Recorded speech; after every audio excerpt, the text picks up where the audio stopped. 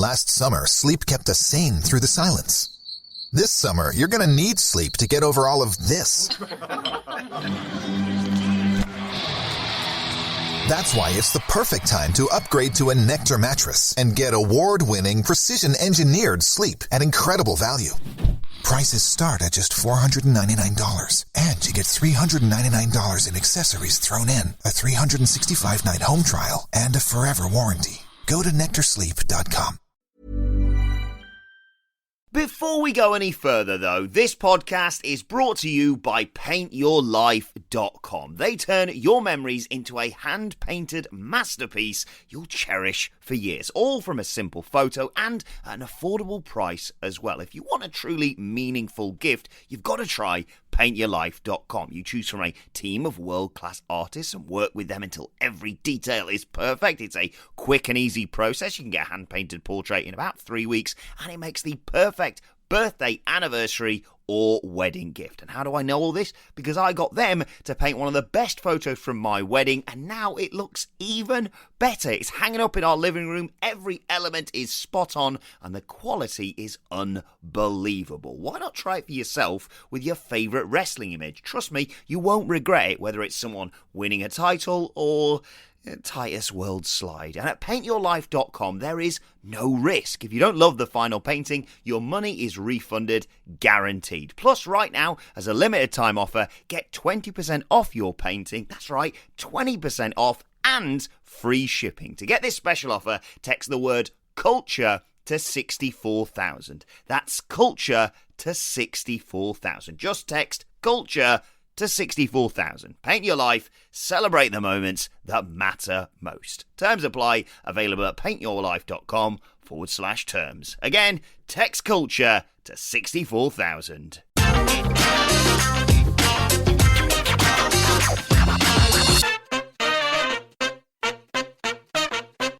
Hello and welcome to the NXT preview. I'm Adam Wilborn from What Culture, joined by one of the Dudley boys, Michael Sidgwick from What Culture, to look ahead to tonight's episode of NXT. But before we get into it, if you're a fan of this sort of thing, make sure you subscribe to What Culture Wrestling on either iTunes, Spotify, wherever you get your podcasts from, for daily wrestling podcasts, where we not only review NXT, but also Raw, SmackDown, AEW Dynamite, AEW Rampage, pay-per-views. We have interviews, roundtable discussions, and a roundup of the week, complete with a bloody good quiz, of course, on Wrestle Culture. As I said, though, joined by Michael Sidgwick, Michael Hamflett, enjoying a well-earned week off to look ahead to NXT and all the fallout, Sidge, from TakeOver 36, which was a surprisingly good show, I thought. Yeah, it was really good. Like, this is a new world post or amid pandemic. Like, we're on a Zoom call. You can work from home if you like. As long as you've got a laptop, you can pretty much work anywhere. Like, you know, just call Hamflett. I've literally got no idea how to make this content interesting. NXT is a cold show, number one. NXT is a show that is in a constant change of flux. NXT has been taped already. I haven't read the spoilers. Me neither. But, man, like, that's the thing. People will say, right, TakeOver's great. And, you know, they wouldn't be wrong. Mm-hmm. The total match of the year candidate on that show. Listen to me be effusive in my praise of it on the TakeOver review, which should be in your feeds right now, after this, or at least after the mid-roll ad. It's always the same. I contend that booking a TakeOver all along was the easiest thing in the goddamn world to do. Easy. Anyone could have done it with half a brain. You simply import great stars. You don't really have to train in your style, but, you know, look at your hands for 5 minutes, you've got it. Book them in a match. Have great match. Get fans sending fruit baskets to Triple H. Marks. The end. Then you get to the telly. A bit boring. Oh, he shouldn't have lost. Nah, it doesn't matter. He'll just fail upwards. Oh, got another great wrestler. Put them in a match and rinse repeat. And we're at the telly stage now.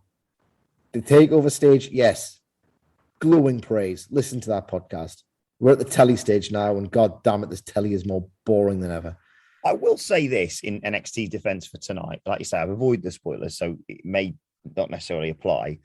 But I am genuinely intrigued about tonight's show for the first time in quite a while, in terms of there are several things that I'm like, I want to know what happens with that. And yes, you know, elements of it are like, well, that's just because it's your favorite wrestler. I do want to see what Cameron Grimes' $1 million celebration looks like. Or, you know, I'm, and it's not, the name is a misnomer, but I genuinely want to see what happens when Odyssey Jones and Carmelo Hayes talk about a clashing of styles come together and what happens there. And Index, they got engaged last week. I haven't even written down my notes, but the fallout from that and the progression towards a wrestling wedding, which is always a bit of a popper, I'm intrigued.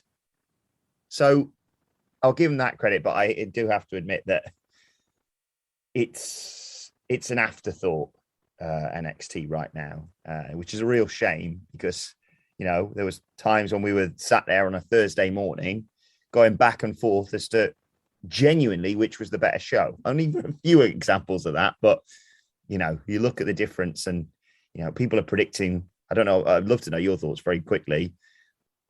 People are saying that they might do like 1.5 million viewers for Dynamite, for example, this week off the back of that insane CM Punk Rampage number, up the 2.0 and CM Punk Rampage number. It's night and day right now, isn't it? Yes, absolutely. It's astonishing. I'm working on a project, as some people know, which might be nearer the end than the beginning. Ooh. And at the point of the project I'm working on, I'm having a look at the first battles of the Wednesday Night War.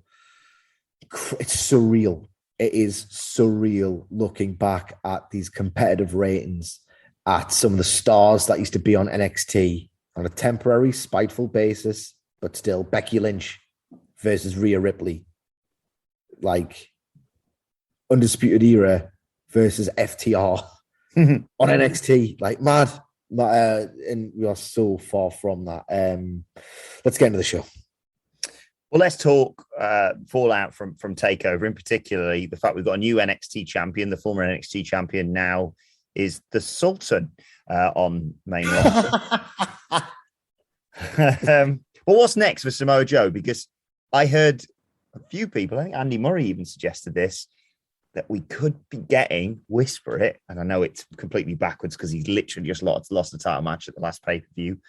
Could you see Walter arrive in NXT? I mean, Samoa Joe versus Walter. Oh, he's still my beating heart. I can't see it, but I want to see it. The thing with Walter, and, you know, the spoilers might completely ruin this, but my understanding was that the reason why he's only done temporary shots in America, even before the pandemic made traveling far more difficult than it ordinarily would be.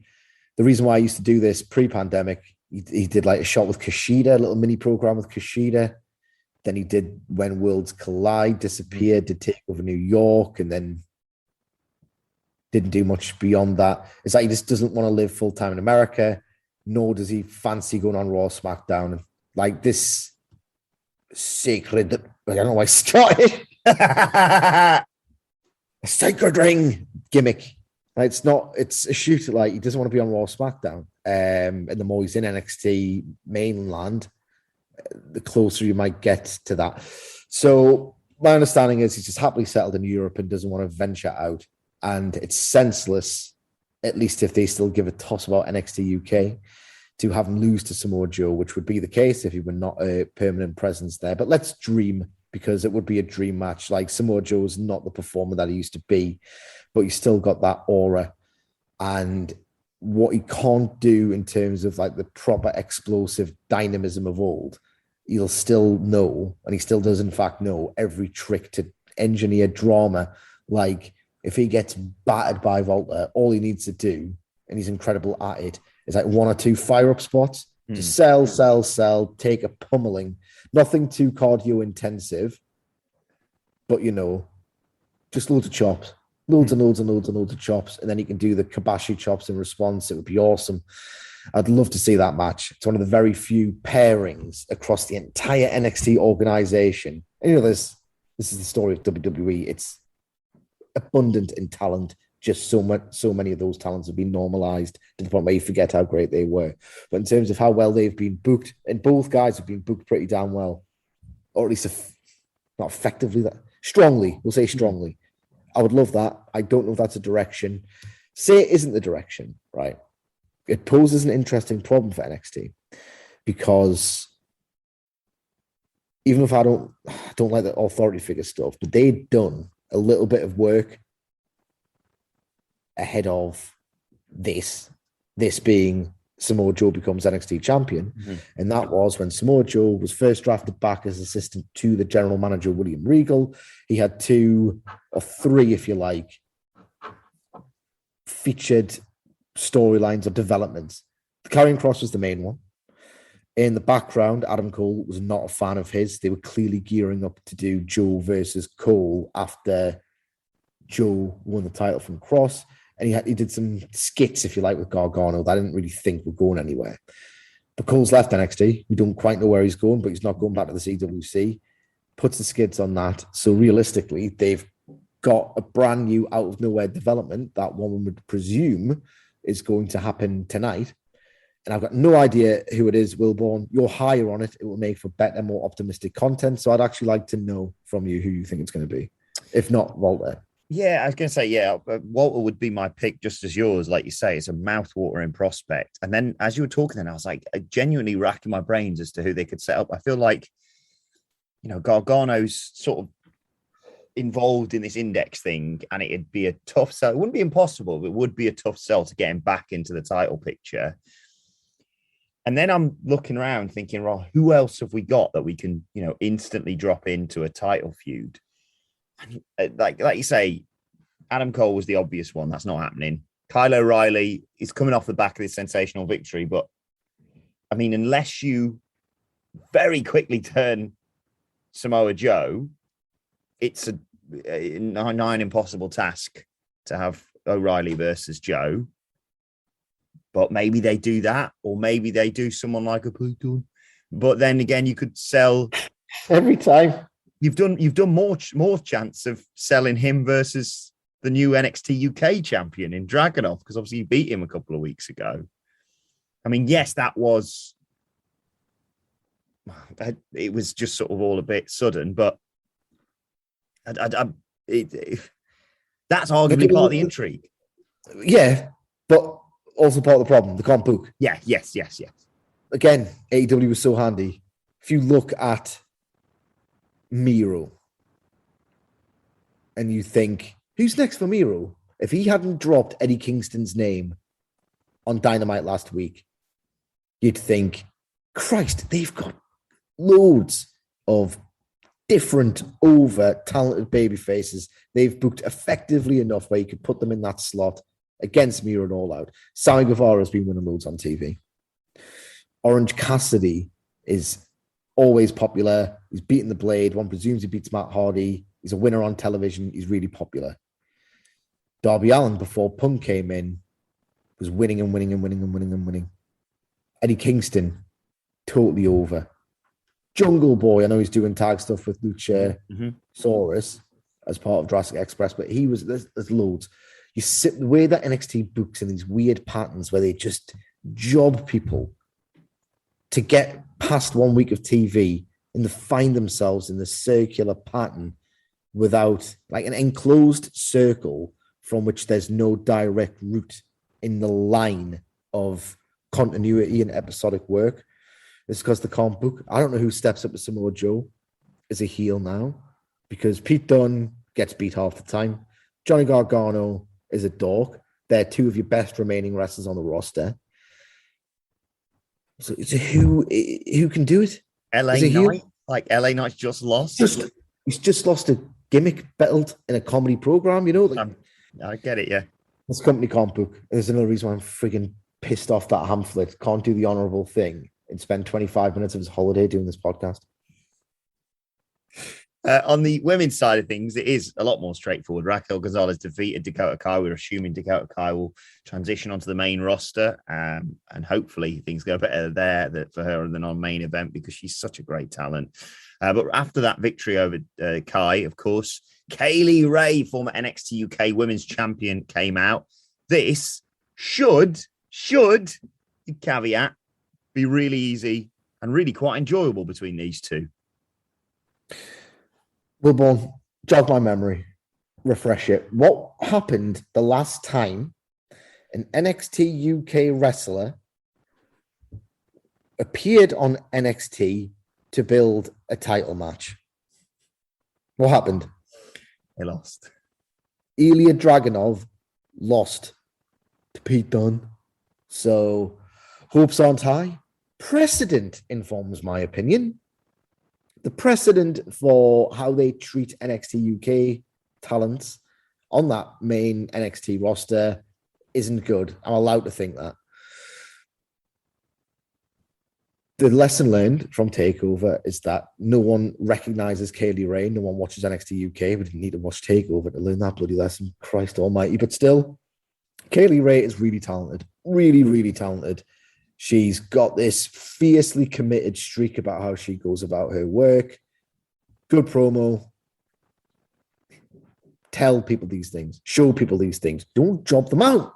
Yeah, this is what I was going to say. I'm a bit biased, obviously, towards Kaylee Ray, former WCPW wrestler. But look at her time in NXT UK, like you say, and because she was involved in War Games, wasn't she, as well, if I'm sorry. War Games. Previously, if I remember rightly, with the Io Shirai bin swap. Was it not 2019 that she was in it? Quite possibly. Yeah, I can't remember. Yeah, you're right in thinking that because that was the one that it was the one Hamflet was at, I believe. With all the mad stuff that went down there, there was certainly a crowd for that one. But what I do if I'm trying to present Kaylee Ray. Yes, she obviously eventually lost the NXT UK Women's Championship to Meiko Satomura, I do believe. But, and I know one of them's playing Boudoir on the main roster now, but say when I was a champion, because the thing is, you look at her and you go, well, of course, Raquel Gonzalez is going to batter her. Look at the size difference. But that was the whole thing of Kaylee Ray, is she'd go up against people like a Piper Niven, for example, in NXT UK, and you'd go, well, look at that. She's going to get battered by them. But she'd always find a way. So you've just got to, like you say, introduce that, or for some people, remind your audience that she's a sneaky little bastard when she wants. Christ. I mean, yeah, I get what you're saying. Lovely phrasing. Yeah, I've just checked. It was the 2019 War Games. And now that I think upon it, she was class for all the reasons I've just outlined. Total lunatic in there. I bury NXT frequently for just forcing its video editors to create excitement from its pretty drab boilerplate copy dialogue. Show people how great she was in War Games. Show highlights of her NXT Women's title run. Show people after a promo that she's really good. And don't job her out to Pete Dunne. And, jobs are good one. Very quick word before we move on. Jobs are good done. Very quick words. Would you have, you popped up last couple of weeks, obviously that was a build towards TakeOver, but would you have the new NXT UK champion Dragunov on this show? And maybe, if he's not being used in the Samoa Joe thing, potentially to set something up with Pete Dunne? Well, I don't even know, because I'd watch the hell out of that match again. I wouldn't be a snarky, numb knobhead about it. It's class. Overshadowed by the finish. If you're a fighting champion, and Dragunov was the dictionary definition of one at War Games after an awesome performance, he should turn around and say, I'm a fighting champion. I hate the way that match finished. Hates it. I hate it. It rankles with me. Yeah. Pete Dunne, I've got a score to settle. I don't like that black mark on my copybook. Something. Have a match. It's again though, like the wider machinations in WWE right now are such that I can't turn around and say, oh yeah, Dragunov will probably go back and lead the NXT UK brand. It's the second that Nick Gon finds out it's losing money, which it is, he'll just bin it. Whose idea was that? Triple don't have to finish the name. It's gone. It is G-O-O-N-E-E, Gonny. So yeah, it's weird. Like, they might as well start just taking the best talents from NXT UK and absorbing them into NXT proper. But then a lot of the best talents in NXT UK, namely Tyler Bate, don't fit the remit of what they're after anymore. So I just don't know what to think, man. It's impossible. There are huge strategic, transformative changes coursing through WWE right now. And someone like Dragunov is just sort of in the firing line of all of that. Well, let's I'd like to see more of him. He's mint, so put him on NXT for this NXT proper for the sake of fantasy booking. Before we go any further, though, this podcast is brought to you by Stat Hero. Did you know 85% of people who play daily fantasy sports lose? Is it really that surprising? The game is rigged against you. You're playing against thousands of other lineups, not to mention experts who have more tools and more time. You don't stand a chance. There's more chance of Titus O'Neil winning the Royal Rumble. So, introducing Stat Hero. It is the first ever daily fantasy sportsbook that puts the player in control and winning within reach. Here's how it works. Stat Hero shows you their lineups and dares you to beat them. It's you versus the house in a head-to-head fantasy matchup. You name the stakes, just like Survivor Series. It's winner take all. And you've got the advantage. Stat Hero is showing you their lineups ahead of time. No one else does that. As a man who bought himself a trophy for winning the What Culture Office Fantasy Football League, I like to think I know a fair bit about this, and I've tried loads of different sites, but Stat Hero is by far the best. It is straightforward, it's easy to play, it doesn't take up hours of your time, and it gives you the best chance of winning, best of all. You are in total control. Stat Hero is DFS the way it was meant to be. In the words of the great man, 1-on-1. Play Stat Hero now and change the odds. Try it. Go to stathero.com/WCW, sign up for free, and right now you can get 3 times back on your first play. They are giving you a 300% match. That is unheard of. Go to stathero.com/WCW. Check it out. stathero.com/WCW. Let's look ahead to some of the stuff they have advertised for tonight's NXT then. And I mentioned that NXT Breakout Tournament final. It is Odyssey Jones versus Carmelo Hayes. Probably not the final we actually predicted, but I love these two. I think they've been so impressive in both sides of the bracket. Who's your money on? I can't call this one. Oh, can't call it either. Because in its own functional, not exactly life-affirming way, they've told 2 prospective decent outcomes here. Either Odyssey Jones becomes the new sort of face of NXT, of the new NXT.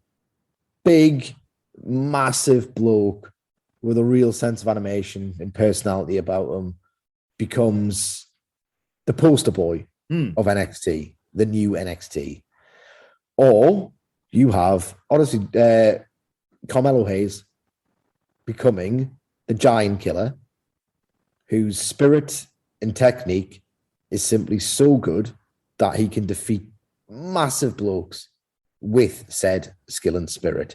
And that becomes the big prevailing narrative following the breakout tournament. This guy's not only great, look at the guys and the size of the guys he's beaten to get there. 2 good stories. Who do I want to see going forward more?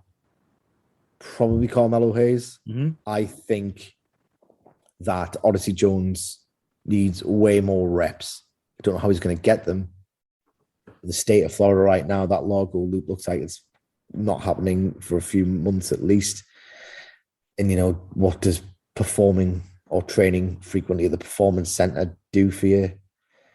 I don't know. Carmelo Hayes feels like the best option, I would say, at this point. Yeah, I completely agree. I think you could tell a great story with either of these. And with the state of affairs as they are with the other titles, I'm not suggesting that whoever wins this immediately goes into some sort of title picture, but you could argue that that's to be a hell of a springboard and a showcasing the fact that it is a breakout tournament. But we shall see. I'll pick Odyssey Jones then, just to keep things interesting on our review tomorrow. But we also got a really exciting six-man. It's been a long time coming, but we're finally getting Hit Row versus Legado del Fantasma, Swerve Top Dollar, Ashanti the Adonis versus Santos Escobar, Joaquin Wild, and Raul Mendoza. This should be, without a doubt, match of the night, shouldn't it? Yeah, it should be match of the night. I really hope that it doesn't. I don't want to hear Vic Joseph. I could probably end that sentence there. But considering the amount of tagging, because there are two more people than there normally would be in a normal tag team match, I don't want to hear Vic Joseph tag every 20 seconds. Not only do I not want to hear that, but I feel like the way in which this has been built means I don't want to see a traditional six-man tag team match. Like, these guys have spent the entire storyline disrespecting one another's culture, having like fierce plunder brawls in the parking lot. I want to see some kind of tornado plunder. I don't think we'll get it. It hasn't been announced, I don't believe. Is it no DQ? Well, why book a match like this after they've burnt their lucha masks or they've had massive fights with weapons in parking lots? Why? They can't book, man. They can't book. And you know what? I'm going to put it on the line. Because they can't book, I'm almost going to guarantee, having not read the spoilers, that they'll job Hit Row out. Not only did Hit Row lose very quickly after becoming there was some dodgy booking, I remember, yes. I'm fairly certain the same thing's going to happen now that they're baby faces. They will lose because NXT can't book. My concern here would be, like you say, that I feel like they're trying to set up another title match. Obviously, Swerve, NXT North American champion, and Swerve Escobar on telly for that title is given time. I haven't got exactly anything else that desperately needs to be on TV in the coming weeks. Yeah, be sensational because we know these two. You don't do any bollocks with them. I know they did stuff with the cruiserweight thing, and it was just screw finish. All right, okay, do it properly now. Escobar wins. My concern would be is if they try and do some sort of thing where, I don't know, Escobar pins Ashanti the Adonis and goes, well, there you go then. So that's effectively a W over the NXT North American champion. If you're going to use a loss for Hit Row to set up a title match, do something whereby Escobar pins Swerve, because that's a good story to tell of, like, Escobar saying effectively, it's just me and you, even when it came down to it in this six-man between your boys and my boys, when it's just me and you, you're not as good as I am. I do think that's an effective story to tell, but like you say, it does sort of undercut the rocket that they've strapped to Hit Row. Yeah, I'm never, unless the occasion really calls for it. And maybe it does here. I'm not in favor of beating the champions, but maybe if Legado do have to win, do it against not Swerve, basically. Top Dollar or Adonis. That's the way you build a title match by using stablemates without pin. That's why they exist, to protect champions, take the fall, make the champions feel like champions, but give the opposing guy, in this case Escobar, a win that feels like a loss for Swerve because he's in Hit Row. That's, for me, how you balance this sort of mode of storytelling. So do that. And I suppose the way you also possibly do that is maybe something happens to Paul. I don't want to book her into something like this, but something happens to Paul B-Fab and that distracts Swerve, or maybe... Do anything with B-Fab? Don't do anything bad to B-Fab. I'm just meaning in terms of giving them a sort of out to say, hang on, Top Dollar and Swerve were checking on B-Fab because she got hit with something, or, maybe some kind of like, I would never advocate man on woman violence. No. Even like in the context of wrestling with intergender, but wrestling's got a little way of going away with it. And that is when like B-Fab can threaten to interfere. And one of Hit Row can fail to realize that she's on the apron. Exactly. Duck some kind of Top get Dollar away knocks with it in. wrestling. Yeah. So Top Dollar like knocks that. her into Like, knocks her. Yeah. the Cody Bradley special. Cody loves that one. He absolutely loves it. He knows what he's doing. Top boy. Something like that. Get away with it. Steal one. Steal a bit of misogyny. Yes, exactly. If you're still wanting a bit more just outright violence off the back of Walter Dragunov, I feel like NXT may well provide it this week, because we are finally getting, despite the fact I am 99% certain it was advertised for last week. I promise you, mate. I've not just made this up. I read it and then they just went, bollocks, just put it on next week. We are finally getting Ridge Bloody Holland versus Timothy Bloody Thatcher. And, Ridge Holland beat Trey Baxter, I believe, on the kickoff show to take over and said, I'm going to hurt you. And these two aren't going to hold back. And I sense that even you look forward to something like this. I am looking forward to it, but I was also looking forward to it 2 weeks ago. So, Wilborn, do me a favour, love. You know how sometimes I'll swear on the podcast and you go, oh, Christ, I'm going to have to edit this. Can you just edit in last week's preview or something? Yeah. Because I was genuinely buzzed on the prospect of that match. Go back and listen to it.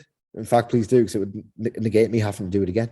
But I like the idea of Thatcher being a great professional wrestler, working against a very, very inexperienced wrestler in Ridge Holland and doing a job with and potentially for him. Thatcher can do faces that aren't melodramatic. Thatcher can pummel Ridge Bloody Holland in the chest with forearm after forearm after forearm, get him in his face. And Ridge Holland, given that he's this big brute, can just eat them in defiance, just no-sell them. Thatcher can then do a face that seems to convey, I can't quite believe you're doing this. Right, I'm just going to have to hit you harder instead. They can do, like Thatcher being in this, he's the perfect opponent for someone like Ridge Holland because he knows how to work someone like that. I would like to see, I don't know, like Thatcher, screw it. Young talent should always be protected. And it's hard to book a monster character, particularly when they're so green. We saw something similar with Lars Sullivan that came into the problem time and time again. He had an elite crew of bell-to-bell workers, but they wanted to push Lars because look at him. And it never worked. And they were always a little bit, they didn't know whether to get off the pot with Sullivan in terms of, do we push him? But he's not good enough to be pushed. Yeah, but look at him. I expect something like this to happen going forward with Ridge Holland. And if it starts with a win tonight, set the countdown to extinction. I was just thinking there, like if you really want to go for it with Ridge Bloody Holland, having beat Thatcher this week, I'll get to how in a second, and have, you know, the Thatcher Ciampa team go up against Ridge Bloody Holland and Dunn and Lorcan and what have you. And maybe even you have Holland be the guy to beat Thatcher in the fight pit, if you want to bring that back, for example. Like if you really want to go for that. And the way I'd get it, or the way I'd get there potentially starting tonight, although I don't want to book too many screwy finishes, but it's WWE. It's not like they ever hold back, is I thought it was telling, and I haven't seen any of the spoilers, but I thought it was telling on the little graphic that they put out for this. It was Ridge Bloody Holland, Timothy Thatcher, and Tommaso Ciampa in the background, because obviously Thatcher and Ciampa are together. It's like, well, we know Holland's associated with Dunn and Lorcan. As I said, Dunn maybe could do something with Joe or Dragunov or whatever, but only Lorcan could well come in, take Ciampa out of the picture. That distracts Thatcher, turns around into something huge from Ridge Bloody Holland. He gets the victory here, and you can continue it forward by having Thatcher say like, well, yeah, but I had you beat until I got distracted by all this bollocks sort of thing. And potentially, yeah, what do you reckon to the fight pit idea? I love it. I love it. The second fight pit, Whispered, wasn't actually that good. They overthought it. It's like a scaffold match for half of it. And then they just sort of climbed down the cage. Like, what a ridiculous, quintessentially NXT idea that was. If they can bottle the magic of the first one, and surely they can, it was great. Yes, do so. They obviously have huge belief in Holland. He was going to do war games, it looked like, before he suffered that horrendous injury. by all accounts, he got his absolute head down and just didn't let it affect him, rehabbed the hell out of it, and has come back very quickly. So they see a lot in Holland. Apparently, he's putting the work in to justify how high they are on him. I mean, that impressed with him in terms of his belt to belt, but that's why you work a guy like Thatcher. Yeah, he's going to be essential to Holland going forward, working an incredible talent like Thatcher. And like you say, maybe even beating him tonight. Right, I've saved the best till last. Let's talk about finished. Nearly there. All right. Okay. Save the best till last because we've got to talk about the new $1 million champion, and that is Cameron Grimes, baby, to the moon. He obviously beat LA Knights at TakeOver, won the $1 million championship with a little bit of help from Ted DiBiase, and they are celebrating tonight. And the skits that they've done with these guys in previous times have been great. So I feel like it's almost difficult to call what they're going to do aside from money stuff. It'd be the funniest thing ever, given that rumors swirled around AEW. If you remember back in 2019, before the actual TV deal was announced, that talks had broken down and that AEW had to pay to air Dynamite. Didn't happen. They got a split ad revenue fee, and then it became such a success that they got the full rights fee within 4 months.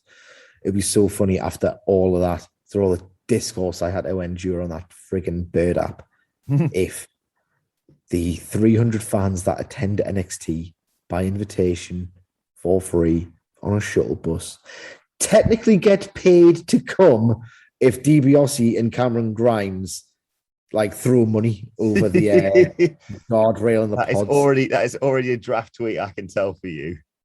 Ah, Christ. Well, I wouldn't do it because no one watches NXT, so we'll get the Yeah. You can get away with tweeting about NXT if you want any engagement or sort of build your profile on Twitter, which I have to do for work, guys. I would not be on that website if it wasn't for the fact that I want to, advertise these pods and all the rest of it, and interact with the better people on Twitter as well. That's always nice. Look, this segment, they're going to have to at some point retire the $1 million championship. Yeah, can't have DiBiase just around as a guy, Cameron Grimes' mate. They can't keep going, oh well, someone's going to heel once that $1 million title, and Ted DiBiase has to, mentor Grimes through his next series of opponents. This can't be a thing. It just can't. It's a nice little storyline, really long term, mostly incredibly fun tuts. Tonight is the night Cameron Grimes can basically establish himself as a babyface by saying, look, Ted DiBiase, you've made me see the error of my irrepressible dickhead ways. Thank you for mentoring me. Thank you for showing belief in me, whatever. Here's your title back. I want to go for something that, actually counts. But a nice way of saying it, the NXT or the NXT North American title. And Ted DiBiase can say, young man, my work here is done, or something. If they go, it would be a bit sad after all this time, the $1 million title just gradually fades from view as this thing. So I would just accept that it's probably going to go away at some point and give it a nice little send-off. I think you're at the peak right now. I completely agree. That's the way that they should do it. Two things alongside that I would mention. Number one, this was I'm not going to say it's perfect, but this was a really good storyline from beginning to end with a lovely bow on it at TakeOver. I do not need LA Knight jumping Ted DiBiase whilst Cameron Grimes is busy doing preparations for this bollocks or whatever. Somebody can run it back. Nope, we're done. There's the line. We've drawn a line underneath it. Number two, Ted DiBiase buys him a big gold hat. There you go. Jobs are good in. Retire the belt. Thanks for coming, everyone. It's that simple. It really is that simple sometimes. You're right, Sidge. Let us know your thoughts ahead of NXT tonight on Twitter at WhatCultureWWE. Well, actually, you can follow both of us. You can follow Michael Sidgwick at Sidgwick You can follow me at Adam Wilborn. Follow us all at What Culture WWE. And make sure you subscribe to What Culture Wrestling, wherever you get your podcasts from, for daily wrestling podcasts. Earlier on today, we did a very enjoyable, not because of the show, Raw review. And if you subscribe, then our NXT review, when it comes out tomorrow, will drop right into your feed as soon as it is released. But for now, this has been the NXT preview. My thanks to Michael Sidgwick. Thank you for joining us. And we will see you soon. This preseason, take football further with NFL Game Pass. We make plays and we dominate all night long. Catch every rookie debut with live out-of-market preseason games. Welcome to the NFL. See big names in their new homes. And here comes one. Julio Jones, touchdown. Plus, get all the action in 45 minutes or less with condensed game replays. Oh, my goodness. Take football further with NFL Game Pass. Go to NFL.com/Game Pass to start your free trial today.